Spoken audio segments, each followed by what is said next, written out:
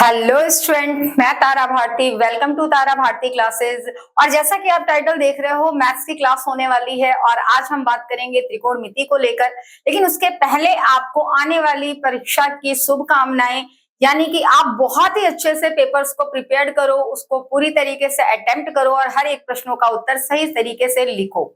और इसी क्रम में हम आपकी सहायता के लिए, आपकी मदद के लिए, आपके निर्देशन के लिए यहाँ पर उपस्थित हैं और बताने वाले हैं समरूपता की, त्रिकोणमिति में समरूपता की क्या वैल्यूएशंस है।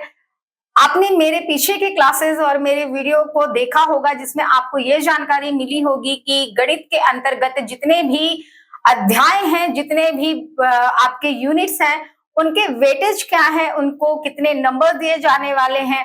तो आपने इस चीज पे भी ध्यान दिया होगा, आपके विद्यालय में आपके टीचरों ने भी इस चीज को इंट्रोड्यूस किया होगा कि अगर हम बात त्रिकोणमिति की करते हैं तो ये त्रिकोणमिति जितना इंटरेस्टेड होता है उतना ही नंबर गेनर भी होता है। बहुत ही सरलता से आप इसमें नंबर प्राप्त कर सकते हो। तो आज की क्लास होगी गणित में त्रिकोणमिति को लेकर, जो कि 10वीं कक्षा के अंतर्गत आपके समरूपता के अध्याय के अंतर्गत आ रहा है। और आपका जो पेपर है वो 17 तारीख को है, जिसमें आप मैथ को लेकर अटेम्प्ट करना चाहते हो। तो ये जानकारी बनती है कि आप ये जानो कि त्रिकोणमिति यानी कि समरूपता के रिगार्डेड किस तरह के प्रश्न होंगे और उनके बेसिक जो कॉन्फर्मेशंस हैं, जो बेसिक नॉलेज है, वो क्या होनी चाहिए, जो कि आपको अपने ध्यान में रखते हुए अपने प्रॉब्लम्स को सॉल्व करना है। तो आइए, अभी की जो चर्चा है, अभी की जो बातें हैं, हम इस पे करेंगे कि क्या क्या क्यूरीज हैं जो हमें हमेशा डिस्टर्ब करती हैं, हमें हमेशा जिज्ञासु बनाती हैं या हमारे सामने एज अ प्रॉब्लम खड़ी होती हैं।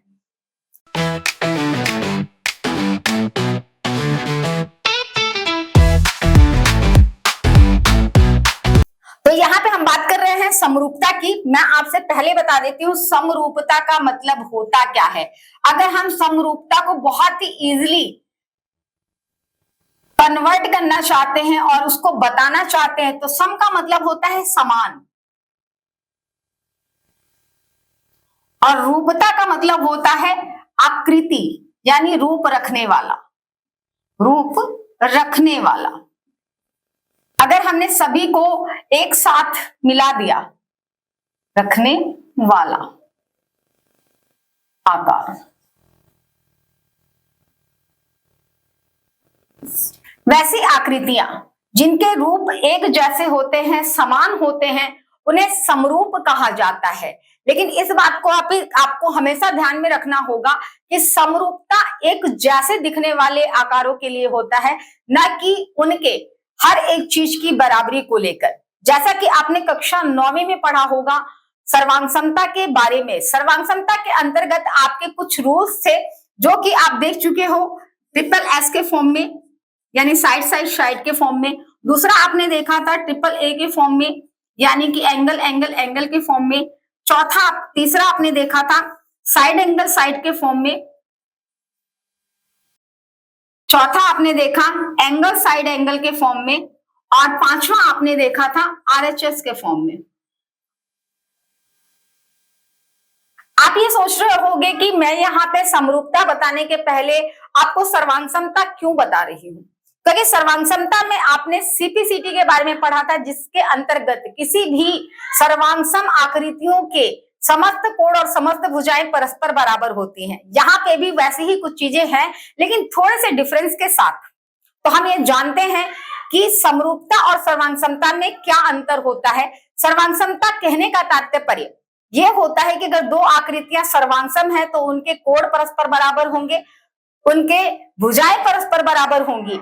लेकिन यहाँ पर समरूपता के अंतर्गत अगर दो आकृतियों के क्षेत्रफल बराबर हैं और उनकी भुजाएं समानुपातिक हैं तो वो समरूप कहे जाते हैं, यानी वे आकृतियां समरूप कही जाती हैं। इनको लेकर आपको कुछ प्रमेय पढ़ना है, जिस पर आधारित आपको प्रश्न दिए जाते हैं।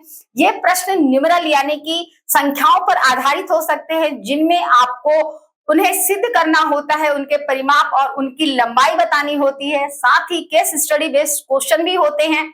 आपको परिस्थितियां दी जाएंगी जिनके सापेक्ष 4 विकल्प होंगे और उन विकल्पों में से कोई एक विकल्प आपके लिए पूरी तरीके से सुटेबल या सही होगा, जो अंकलित करके या जिनका माप लेकर आपको प्रदर्शित करना होगा, जिसको निकाल कर आपको बताना होगा कि इनकी माप क्या हो सकती है, क्या होनी चाहिए। हम यहाँ पे बात करते हैं इससे रिगार्डेड थ्योरम की। हम यहाँ पे एक बार ये जानने का प्रयास करते हैं कि समरूपता के सापेक्ष हमारे जो प्रमेय हैं वो किस प्रकार के हैं, और उसमें हम किस चीज का अध्ययन करते हैं, उसके रिगार्डेड सवाल किस प्रकार से हमसे पूछे जाते हैं, जिन्हें हैंडल करना बहुत ही इजी होता है अगर आप कुछ चीजों पर विशेष ध्यान दे लो कि हमें किन किन चीजों को ध्यान में रखना है। तो आपको पता है त्रिभुज के सापेक्ष अगर हम समरूपता के नियम को दर्शाना चाहते हैं तो त्रिभुज की आकृति 3 भुजाओं वाली होती है।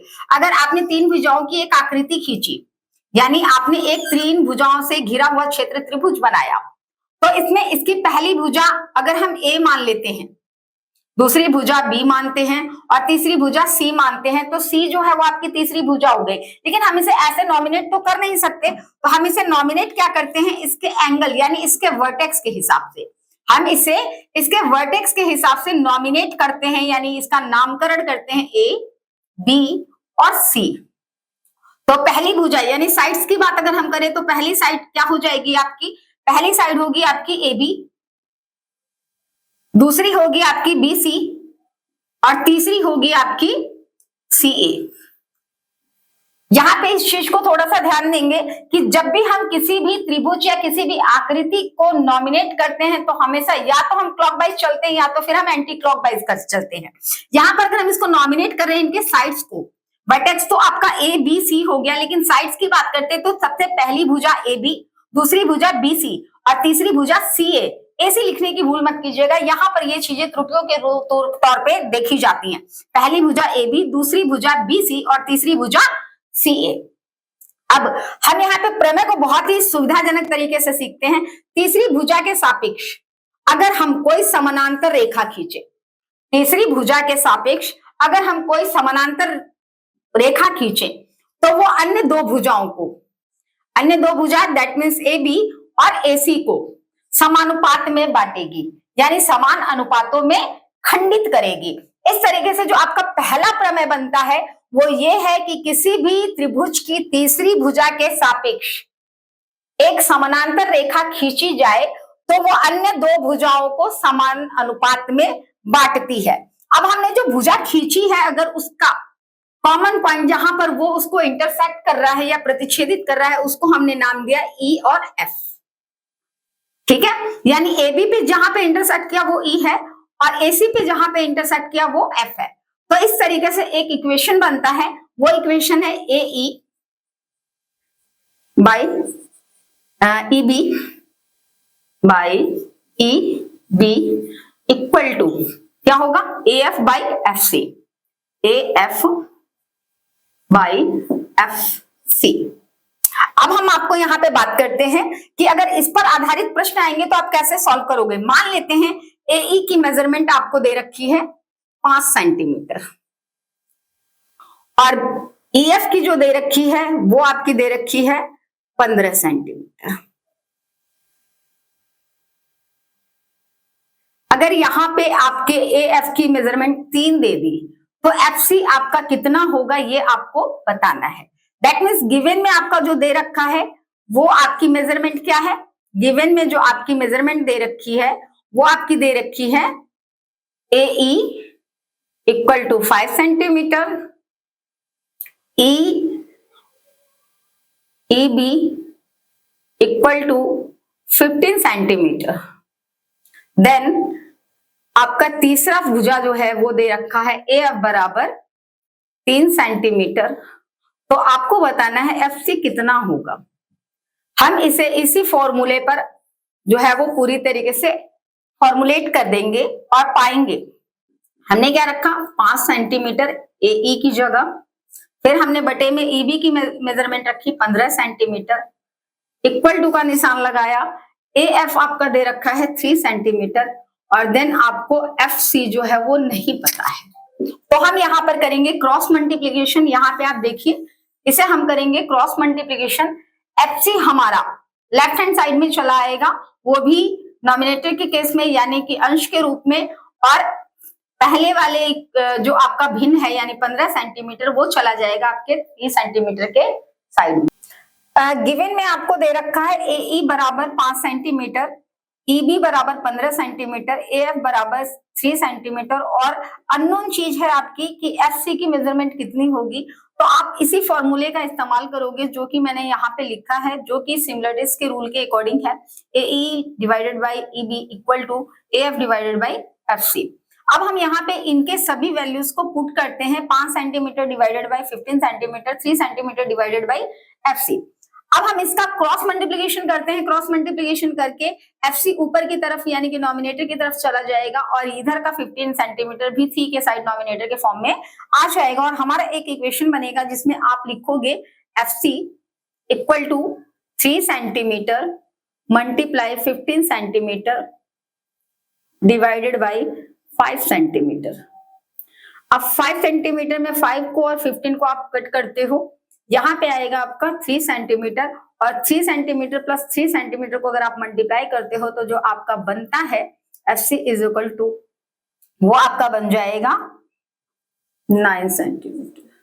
दैट मीन इसकी जो लेंथ होगी वो होगी आपकी 9 सेंटीमीटर, यानी दोनों का जो रेशियो है वो बिल्कुल सेम आएगा, 5/15 इक्वल टू 3/9। अगर आप इन्हें काटते हो तो 1:3 और यहाँ पे भी काटने के बाद 1:3। दैट मीन्स ये इक्वल प्रोपोर्शन में है, समानुपात में है। और इसी तरीके से आपसे कई तरह के सवाल पूछे जा सकते हैं, थ्योरम्स बेस्ड भी, यानी थ्योरम के अकॉर्डिंग प्रमेय के अनुसार भी प्रमेय को सत्यापित करने के लिए और ठीक इसके विलोम को सत्यापित करने के लिए मैं यहाँ पे इसके विलोम को बता के चल रही हूँ। जैसा कि आपने इसमें देखा था कि किसी भी त्रिभुज की तीसरी भुजा के सापेक्ष यदि कोई समानांतर रेखा खींची जाए तो वो अन्य दो भुजाओं को समान अनुपात में बांटती है। यहाँ पर हम ठीक इसका उल्टा यानी कि इसका विलोम लिखेंगे और क्या हो जाएगा, अगर किसी भी त्रिभुज की दो भुजाओं को समानुपातिक रूप से काटने वाली रेखा वो तीसरी भुजा के सापेक्ष समानांतर होगी। यदि किसी भी त्रिभुज में दो भुजाओं को कोई एक रेखा समान अनुपात में बांटती है तो वो रेखा निश्चित रूप से तीसरी रेखा के यानी तीसरी भुजा के समानुपात में होगी, जिसको आप बीपीटी की थ्योरी भी कहते हो। अब हम इसी को कंटिन्यू रखते हुए आगे की चीजों को देखते हैं।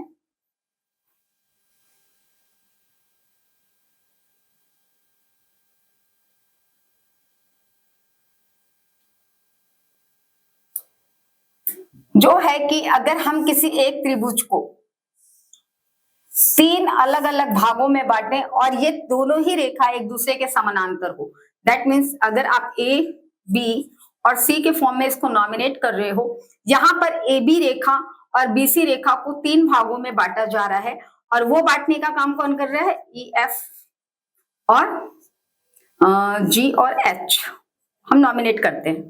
तो रेखा EF, GH और BC ये तीनों ही एक दूसरे के पैरेलल है, यानी EF parallel to GH and GH is parallel to BC।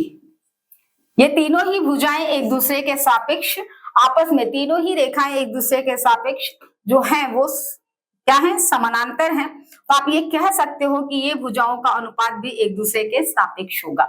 जैसा कि आपने 9वीं कक्षा में देखा था कि अगर पहली भुजा दूसरी भुजा के बराबर है और दूसरी भुजा तीसरी भुजा के बराबर है तो निश्चित रूप से पहली भुजा तीसरी भुजा के बराबर होगी, यानी उनका अनुपात भी समान होगा।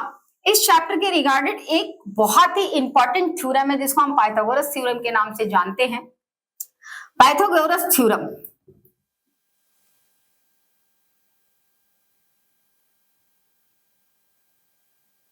प्रमेय, मैं यहाँ पे एक चीज आपको बता के चल रही हूँ और इस बात का आप विशेष तौर पर ध्यान दीजिएगा, क्यों, क्योंकि पाइथागोरस थ्योरम सिर्फ और सिर्फ समकोण त्रिभुज के लिए ही जो है वो एप्लीकेबल होता है। इसका प्रयोग हम किसी अन्य त्रिभुजों के साथ नहीं कर सकते। पाइथागोरस थ्योरम के अनुसार अगर आप किसी एक समकोण त्रिभुज की आकृति बनाते हो जिसमें एक कोण कम से कम 90 डिग्री का होता है, एक कोण 90 डिग्री का होता है, अगर हमने नॉमिनेट किया ABC तो यहाँ पे जो B पे एंगल बन रहा है वो 90 डिग्री का है। अब जिसपे भी 90 डिग्री का कोण बन रहा है वो आपका हो जाएगा बेस यानी कि आधार। क्या होगा, आधार। 90 डिग्री का परपेंडिकुलर लाइन जो होगा वो आपके लिए होगा लंब और बाकी जो होगा तीसरी भुजा जो कि आप एसी के तौर पर देख रहे हो या सीए के फॉर्म में देख रहे हो, वो होगा आपका कर्ण, जिसको आप इंग्लिश में हाइपोटेनस कहते हो। तो इस पाइथागोरस थ्योरम के अनुसार किसी भी समकोण त्रिभुज में कर्ण का वर्ग उसके अन्य दो भुजाओं के वर्ग के जोड़ के बराबर होता है, या फिर आप ऐसा कह सकते हो कि किसी भी समकोण त्रिभुज में कर्ण का वर्ग उसके अन्य दो भुजाओं के वर्गों के योग के बराबर होता है। और इसको फॉर्मुलेशन के बेस पे आप लिख सकते हो। मैंने जैसा आपको बताया, एसी यहाँ पे कर्ण है, ए बी आपका लंब और बीसी जो है वो आपका आधार है। तो आप लिख सकते हो AC का square is equal to AB का स्क्वायर प्लस BC का स्क्वायर। इस तरीके से आप कई फॉर्मूले प्राप्त कर सकते हो, जैसे कि AC इज इक्वल टू हो जाएगा अंडर रूट AB का स्क्वायर प्लस BC का स्क्वायर। जैसा कि आपने पीछे की कक्षाओं में पढ़ा होगा कि जैसे ही हम किसी के साइड से स्क्वायर हटाते हैं तो उसके अनदर साइड यानी कि उसके दूसरे पक्ष में हम उसे अंडर रूट के तरीके से शो करते हैं। अगर आपको AC प्राप्त है और AB बताना है तो आप सीधे इसका रेसिप्रोकल करते हैं, यानी AB का square is equal to AC का स्क्वायर माइनस BC का स्क्वायर हो जाता है। वहीं पे अगर आपको BC नहीं पता है, BC निकालना है, तो BC का square is equal to AC का स्क्वायर माइनस AB का स्क्वायर होता है। तो इस तरीके से कई समीकरण आपके पास बन जाते हैं, जिसके आधार पर कोई भी एक पक्ष अगर आपको ज्ञात न हो तो आप बाकी अन्य दो पक्षों का इस्तेमाल करके, दो भागों का इस्तेमाल करके आप तीसरे पक्ष को बहुत ही सुविधाजनक तरीके से इस्तेमाल कर सकते हो।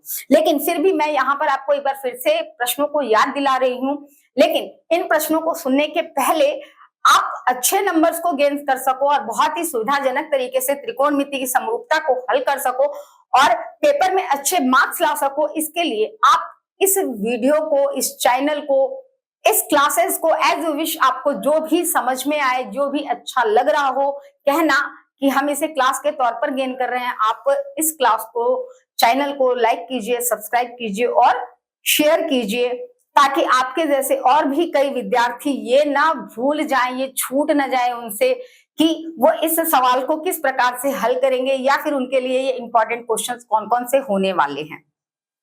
आपको ये जानना जरूरी है कि इससे संबंधित प्रश्न क्या होंगे। तो पहला प्रश्न जो है वो आपका प्रमेय को लेकर बनता है, यानी प्रमेय से संबंधित प्रश्न दिए जाएंगे, जिसमें चीजों को सिद्ध करना होगा। जो आपके समरूपता का प्रमेय है बीपीटी के फॉर्म में आता है, जिसे आपको प्रस्तावित करके दिखाना होता है, उससे संबंधित संख्यात्मक मान को प्रतिरूपित करना होता है कि किसका मान क्या होगा। अगली कंडीशन पाइथागोरस थ्योरम को लेकर होता है, यानी कि पाइथागोरस थ्योरम को हम किस प्रकार से प्रूफ करते हैं, उनका मूल्यांकन कैसे करते हैं। केस स्टडी बेस्ड क्वेश्चन होंगे, जिसमें अभिकथन और धारणा के आधार पर कारण को प्रस्तावित करना होगा कि कारण सत्य है या फिर अभिकथन अभिधारणा सत्य है। तो ऐसे क्वेश्चंस आपके होने वाले हैं और ये बहुत ही इंटरेस्टिंग चैप्टर है, जिसमें से अच्छे खासे नंबर आपको दिए जाते हैं या इनका मूल्यांकन किया जाता है। साथ ही मैंने आपको बताया था कि कौन कौन से ऐसे रूल हैं जो सिमिलरिटीज के अंतर्गत आते हैं। तो सिमिलरिटीज को ध्यान में रखते हुए आप चीजों को लेके चलोगे कि जैसे आपने कॉन्ग्रुएंस को लेकर किया था, यानी कुछ ऐसे रूल हैं जो कि आप समरूपता में प्रस्तावित करते हो। पहला होता है ट्रिपल एस का, यानी कि अगर किसी भी दो आकृतियों की समस्त भुजाएं परस्पर समानुपातिक हो तो वो दोनों ही आकृतियां परस्पर समरूप होंगी। दूसरी कंडीशन होती है डबल ए की, यानी कि किसी भी दो आकृतियों के क्षेत्रफल परस्पर बराबर और उनकी कोई एक भुजा समानुपातिक हो, यानी सम्मुख भुजा समानुपातिक हो, तो भी दो आकृतियां जो होती हैं वो समरूप होती हैं। और सबसे लास्टली जो थी वो ये थी कि हम आरएचएस के हिसाब से भी लेके चल सकते हैं। आरएचएस के हिसाब से कहने का मतलब, जैसा मैंने आपको बताया, ये राइट एंगल दैट मीन्स समकोण, H दैट मीन्स हाइपोटेनस और S that means one side of the right angle triangle, यानी समकोण त्रिभुज की कोई भी एक भुजा। अगर इस तरह से प्रस्तावित किया जाता है कि किसी भी त्रिभुज की या किसी भी आकृतियों की एक समकोण आकृति और उनकी अन्य भुजाएं अगर समानुपातिक हो तो वो दोनों ही आकृतियां परस्पर समरूप होंगी। इसी के साथ आपको शुभकामनाएं दे रही हूं, आपको ये स्पष्टता प्रदान कर रही हूं कि अगर आप इस क्लास को विधिवत या पूरी अच्छी तरीके से एब्जॉर्व कर रहे हो, सुन रहे हो, तो आपके लिए ये संभव हो रहा है, संभव हो पाएगा कि आप बहुत ही सरलता से इस अध्याय से संबंधित नंबर्स को मिस ना कर पाओ, इसे अनदेखा ना कर पाओ, इसे हल्के में मत लो, क्योंकि ये बहुत ही इंटरेस्टेड और बहुत ही इजिली गेन किया जाने वाला टॉपिक है, जिससे कि आपको ढेर सारे नंबर ऐसे ही बटोरे जा सकते हैं, जैसे कि मैंने आपको सरलता से यहाँ पे स्पष्टीकृत किया है, बताया है, दर्शाया है। तो कुल मिलाकर कहने की बात सिर्फ इतनी है, लगे रहिए सफलता की ओर, बने रहिए अपने लक्ष्य की तरफ और अटेंड कीजिए मेरे क्लासेस को, ताकि मैं आपकी मदद कर सकूं। और चैनल को लाइक कीजिए, सब्सक्राइब कीजिए, शेयर कीजिए, अपने दोस्तों को बताइए और उनको भी बेनिफिट उठाने का मौका दीजिए, ताकि वो इसके बेनिफिट को उठा सके और अपने क्लास को हैंडल कर सके। धन्यवाद।